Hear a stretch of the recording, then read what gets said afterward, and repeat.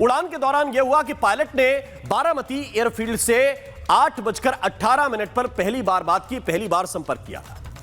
और जो अगला कॉल उन्होंने किया, यानी पायलट ने जो अगला कॉल किया वो तब किया जब वो बारामती से 30 नॉटिकल माइल दूरी पर थे। अब 30 नॉटिकल माइल सामान्य भाषा में आप समझेंगे तो 55-56 किलोमीटर के आसपास बैठेगा।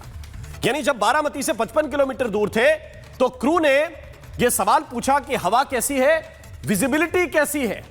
अब मैं जो आपको बता रहा हूं वो इस प्रेस रिलीज का सबसे महत्वपूर्ण हिस्सा है।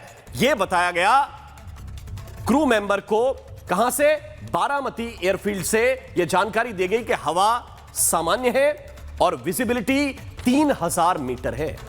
3000 मीटर मतलब लगभग 3 किलोमीटर की विजिबिलिटी है।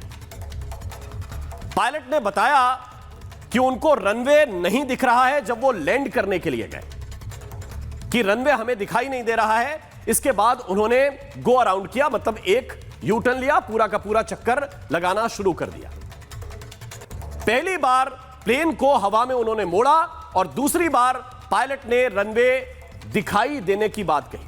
अब एटीसी जो हमें बता रहा है उसके मुताबिक जब दूसरी बार उनसे पूछा गया कि क्या रनवे दिखाई दे रहा है, उन्होंने कहा नहीं दिखाई दे रहा। लेकिन कुछ ही सेकंड के बाद उन्होंने यह भी कहा कि हां, हमको अब रनवे दिखाई दे रहा है। और इसके बाद रनवे नंबर 11 पर लैंडिंग क्लीयरेंस एटीसी की तरफ से दे दी गई।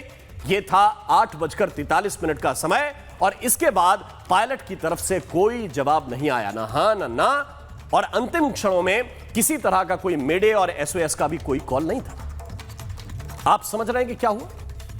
प्लेन एक बार आया, उसको रनवे नहीं दिखा, दूसरी बार उतरने की उसको परमिशन मिली, पायलट ने बताया भी कि रनवे दिख रहा है और इसके बाद कोई संपर्क नहीं हुआ। इसको आप थोड़ा सा देखने और समझने की कोशिश कीजिएगा। मैं ये लाल घेरे के अंदर आपको दिखाने की कोशिश कर रहा हूं। प्लेन आया और फिर घूमकर चला गया।